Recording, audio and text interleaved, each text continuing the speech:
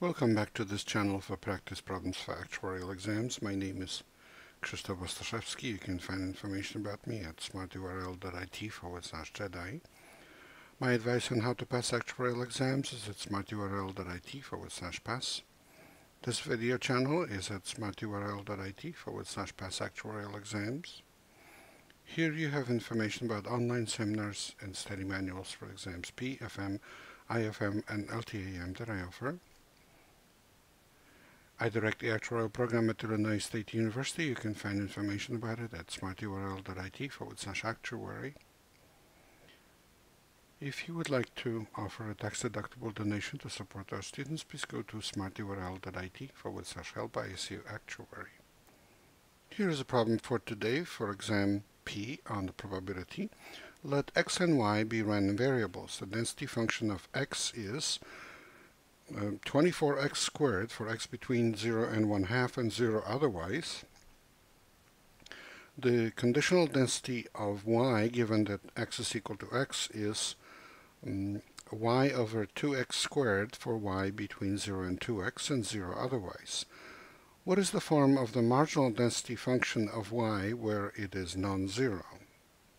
And we have these 5 answers, but we're going to just find the marginal density of y.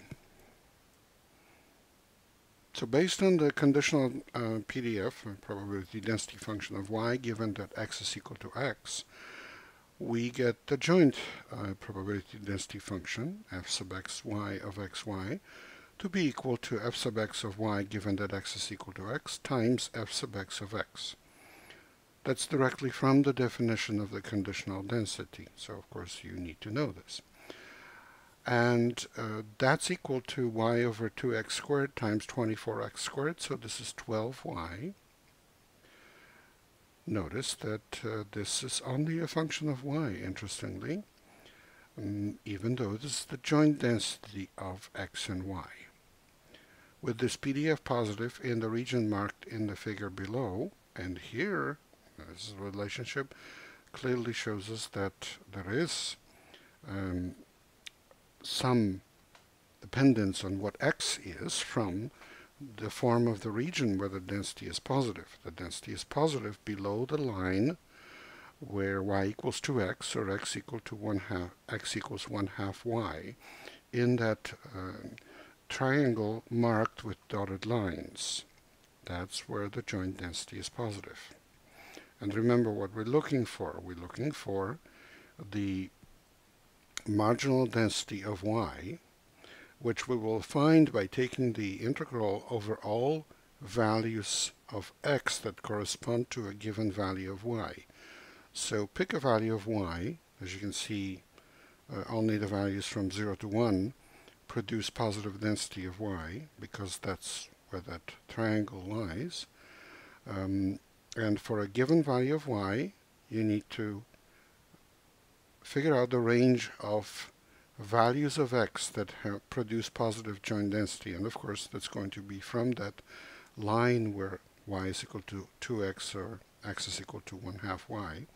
So the value of x equal to 1/2 y is the bottom point of the range of possible values of x, and the upper limit of that range of values of x corresponding to y is where x is equal to 1/2. As you can see, that's where the triangle ends in terms of positive values of the density. That's the upper value of x for which we have positive joint density.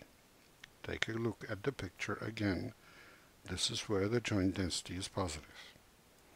Therefore, f sub y of y, which was what we're looking for, is the integral over all x for this y of f sub xy of xy dx.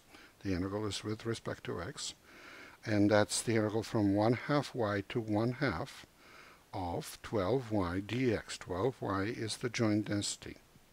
This is the integral with respect to x. Of course, there is no x in the formula, so this is just a constant with respect to x. And the integral of the constant is that constant times the length of the interval. over which we're integrating, which is 1/2 minus 1/2 y. That's how long the interval from 1/2 y to 1/2 is.